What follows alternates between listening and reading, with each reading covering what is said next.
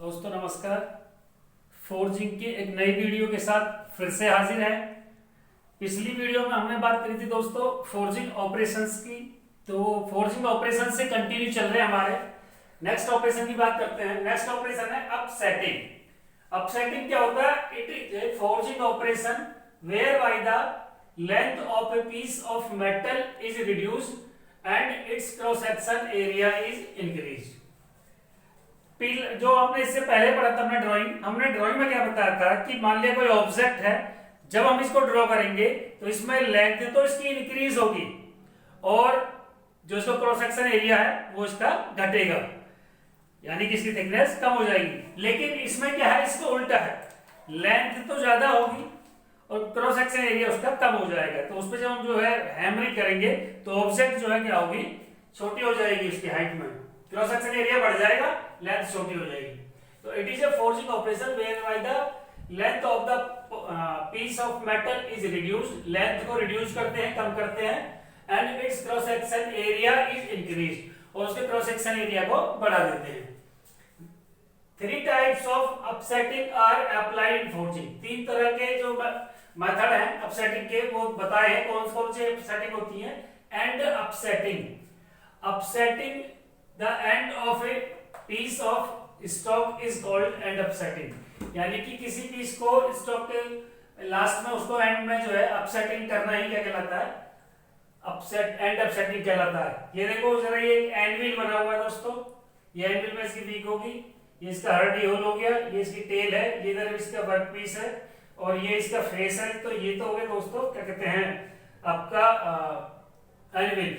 अब एनिमल के ऊपर ये ऑब्जेक्ट है मेरी, कोई देखो वर्क पीस है, तो वर्क पीस को मैंने पहली कंडीशन में क्या करा, जब मैंने इसको प्रेशर किया तो नीचे से इसकी लेंथ तो इसकी जो हमने क्या कर दी, कम कर दी और क्रॉस सेक्शन एरिया इसका बढ़ा दिया।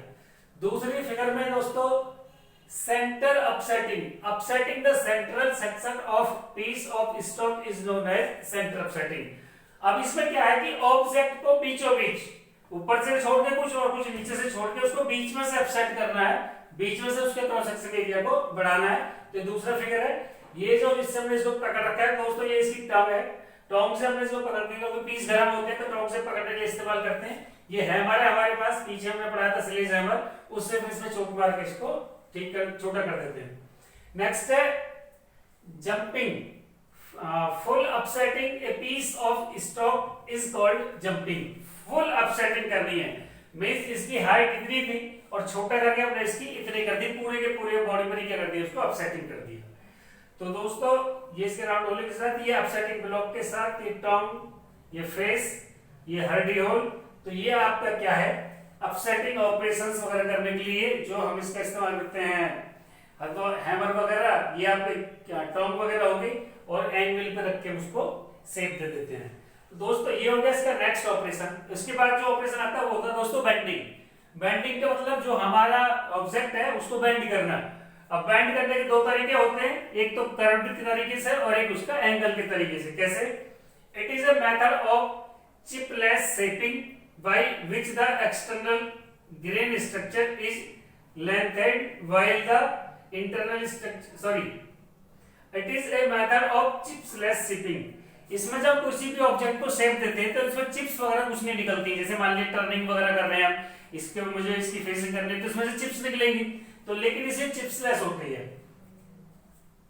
Bye which the external grain structure is lengthened, और जो इसका इंटरनल एक्सटर्नल स्ट्रक्चर होता है, एक्सटर्नल स्ट्रक्चर से क्या होता है, लेंथेंड होता है, बड़ा होता है। While the internal grain structure is shortened, और जो इंटरनल स्ट्रक्चर उसका क्या हो जाता है, छोटा हो जाता है। ग्रेन स्ट्रक्चर का मतलब ये भी जो अगर प्लास्टिक से बना हुआ था तो प्लास्टिक के अंदर से जो छोटे छोटे पार्टिकल्स हैं उनसे जुड़ करके ये चीज बनी हुई है। तो मान लिया अगर मैं चौक को तोड़ूं तो चौक भी जो है ऐसे बिखर जाएगी, या आटा लिया, आटा उड़ा दिया, 10 रेत वगैरह लिया, तो सबके छोटे छोटे पार्टिकलों से मिलकर के बना होता है। तो वो जो अंदर उसका ग्रेन स्ट्रक्चर है किस तरह का है, इस शॉर्टेड छोटा हो जाता है। The two types of bending are, दो तरह की बेंडिंग होती है, तो होता है बेंडिंग टू ए कर्व, दूसरी बेंडिंग टू ए एंगल। मान लिया इसको कर्व शेप में मुझे बेंड करना है, ये ऑब्जेक्ट को सीधी ऑब्जेक्ट थी ये, लेकिन कर्व शेप में करना है। ये हैमर बना रखा है, हैमर से इसको ठोक के ये कर्व शेप दे दी। इसमें ये फिर आपकी एंगल पे आपको देनी है, एंगल बेंडिंग करनी है।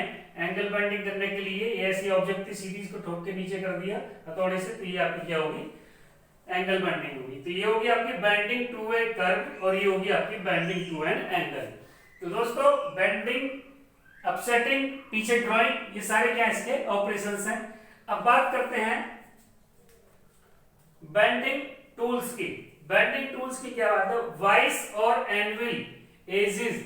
जो वाइस, ये वाइस है दोस्तों, और ये एनविल की एजेस हैं जो भी हैं।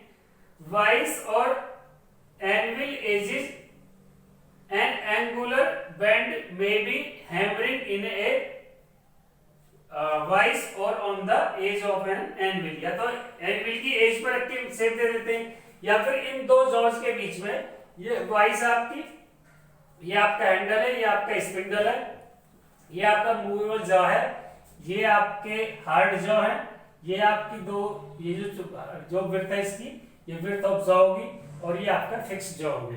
ये नट लगा हुआ है, तो वाइस का है दोस्तों। तो इनके बीच में जो है ऑब्जेक्ट को फंसा लेते हैं दो जॉ के बीच में, और इससे इसको टाइट कर देते हैं, और उसके बाद में जो भी हमको उसको शेप देनी होती है उसको शेप दे देते हैं हैमरिंग की सहायता से। Tool inserted in a hardy hole. Hardy hole के अंदर टूल को इंसर्ट करके, यहाँ पर ये हमारा हर्डी होल है, तो हर्डी होल में इंसर्टेड करके some of the bending tools like ring, mandrel etc are inserted in the hole of the anvil for bending the work pieces. या तो इसके दोस्तों हर्डी होल के अंदर, या फिर आपका इसके जो राउंड होल है इसके अंदर क्या फंसा करके, रिंग फंसा करके, मैंडल वगैरह फंसा करके, उसमें हम बाकी ऑपरेशंस को जो है कर सकते हैं। नेक्स्ट है बेंडिंग द वर्क पीस बोल सकते हैं। नेक्स्ट है beak of the anvil. Curving of the work pieces can also be carried out on the anvil. अब जो कर्व टाइप की जो है, जो एनविल की जो वीक है, इसके ऊपर मैं इसको रख करके ऑब्जेक्ट को उसको शेप दे सकता हूं। तो दोस्तों ये आपकी अपसेटिंग हो गया, ये आपका बेंडिंग हो गया। पीछे हमने पढ़ा था ड्राइंग, जो भी हमने इसके ऑपरेशन से ये हमने बता दिए। अब दोस्तों बात करते हैं कलर कोडिंग की। कलर कोडिंग क्या होता है, मान लिया अब स्टील को कैसे पहचानें कि कौन सी स्टील कैसी है, सारी देखने में जैसी लगती हैं। ये रोट आयरन भी हो सकती है, या इसको मान लिया देखो मेरे पास 3-4 कलर की मैंने रॉड दे रखी है, 3-4 मेटेरियल की। ये स्टील की है, ये ब्रास की है, सॉरी ये रोट आयरन की है, ये कास्ट आयरन की है, और ये स्टील की है। तीनों कलर लगभग एक जैसे लगेगा। अब इनको पहचानेंगे कैसे, इनकी केमिकल प्रॉपर्टीज के बेस पर। और एक तो इनकी केमिकल, मान लिया 3 है, तो एक ये हो गया, एक ये होगी, एक ये होगी, तो इनकी केमिकल प्रॉपर्टीज वगैरह के बेस पर, या फिर सॉरी केमिकल कंपोजिशन या फिर मैकेनिकल प्रॉपर्टीज के बेस पर इनको कलर कोडिंग दिए जाते हैं। जैसे it is quite difficult to identify the steel according to their chemical composition और mechanical properties by mere physical appearance.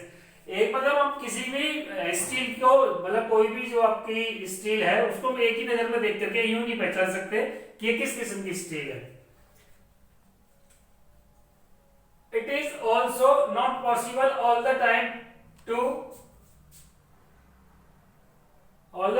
test the chemical composition, और ना ही जो हम पूरे समय पर उसकी केमिकल कंपोजिशन कर सकते हैं या मैकेनिकल प्रॉपर्टीज के बारे में। So end of steel sections are colored as per the chemical composition or mechanical properties furnished by suppliers or manufacturers। अब यार सप्लायर मैन्युफैक्चरर्स के अकॉर्डिंग या स्टील के सेक्शन के अकॉर्डिंग प्रॉपर्टीज के बेस पे, मैकेनिकल है कंपोजिशन के बेस पे, तो उनके एंड पे हम दोस्तों क्या कर देते हैं, पेंट कर देते हैं। तो उस पेंट से पता चलता है। Uniform system of colour coding is recommended by IS 2049। इसके अनुसार for steel as per IS 1570 schedule for wrought iron steel or for general engineering purposes the following codes are to be used for coding। इस coding के according colour को नाम दिए गए हैं।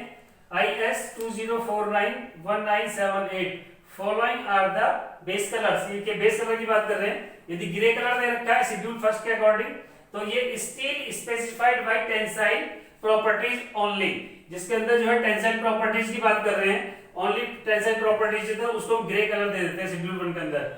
यदि ब्लैक शेड्यूल सेकंड में है तो carbon steel with specified chemical composition. तो उसके अंदर कुछ स्पेसिफाइड केमिकल कंपोजिशन होगी तो उसको क्या दे देंगे, ब्लैक कलर। और ब्राउन कलर है तो उसके लिए carbon and carbon manganese free cutting steel, ये free cutting steel with chemical composition, इसके साथ इसको कौन सा कलर दे देते हैं, ब्राउन। तो दोस्तों ये बात करी हमने आपकी कलर कोडिंग की, और दूसरा बात इसकी करी हमने आपकी इसके ऑपरेशंस की। तो दोस्तों अभी फोर्जिंग के अंदर नेक्स्ट वीडियो, ये जो आपकी, अब देखो ये तो छोटा मैनुअली मान लिया मुझे हथौड़ी से है उसकी सहायता से मैंने बैंड कर दिया, और बहुत भारी भारी भी ऑब्जेक्ट होती है, बड़ी बड़ी ऑब्जेक्ट होती हैं, तो हैमर मशीन्स के जरिए, मशीन हैमर जो होते हैं उनके जरिए कैसे काम को करते हैं, तो वो हैमर मशीन कौन सी होती है, ये नेक्स्ट वीडियो में लेकर के फिर हाजिर होंगे दोस्तों। तब तक के लिए नमस्कार दोस्तों, कमेंट्स करना, शेयर करना, लाइक करना, सब्सक्राइब करना ना भूलें, और अंत में बेल आइकन जरूर दबाएं। नेक्स्ट वीडियो तक के लिए नमस्कार।